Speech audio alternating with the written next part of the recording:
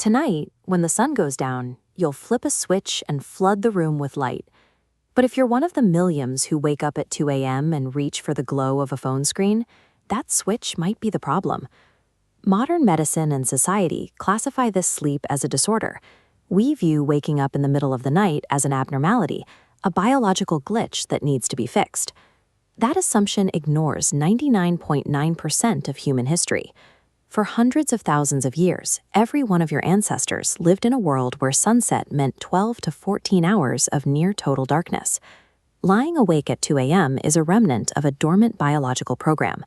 Our modern environment has overwritten a resting rhythm that our species followed for nearly its entire existence. Reframing these quiet hours alters our understanding of what it means to be human.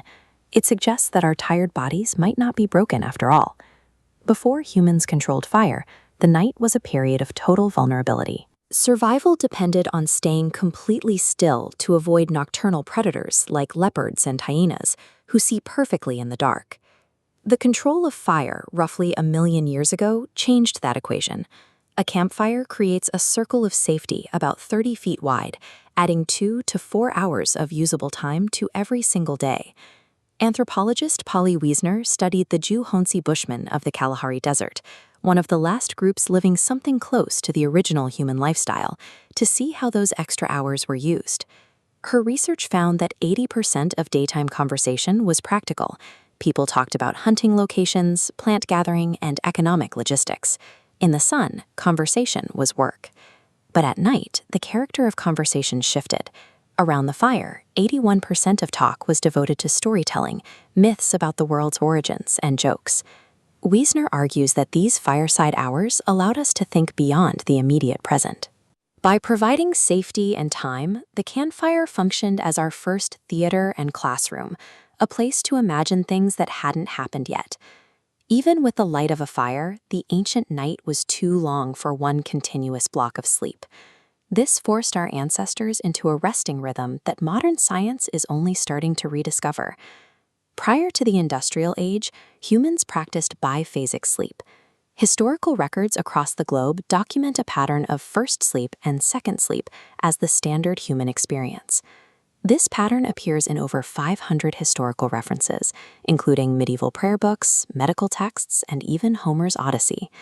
People generally slept for about 4 hours, woke for 1 or 2 hours in the middle of the night, and then slept for another 4 hours until dawn.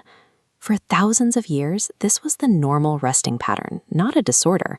They called this wakeful gap the watch. It was a period for visiting neighbors, interpreting dreams, or simply lying in bed to reflect while the world was still. In 1992, psychiatrist Thomas Ware proved this rhythm is hardwired into our biology. When he removed artificial light from volunteers' lives for a month, they naturally settled into this exact 2-phase sleep schedule. During that middle waking period, Ware found the brain secretes elevated levels of prolactin. Prolactin is the same hormone released during meditation. It produces a meditative state that most modern humans never experience, a quiet, calm wakefulness. Waking up in the middle of the night is a distinct biological window. It offers a period of quiet reflection that the modern single-block sleep schedule has largely eliminated. Our relationship with the night changed rapidly. Cities moved from enforcing dark curfews to installing early street lamps, slowly making the night navigable and less feared. The shift became permanent in 1879 when Thomas Edison commercialized the electric light bulb.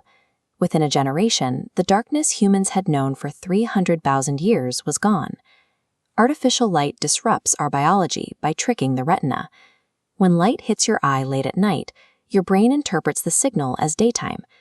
This exposure to blue light suppresses melatonin, the hormone that regulates your sleep cycle. It delays the body's internal clock and fragments the circadian rhythm. That ancient rhythm is still there, waiting. It takes only 1 week of camping without artificial light for the body's melatonin cycle to reset by nearly 2 hours. We traded the reflective biological state of our ancestors for the productivity of the modern night. Most of us never even realized what we lost.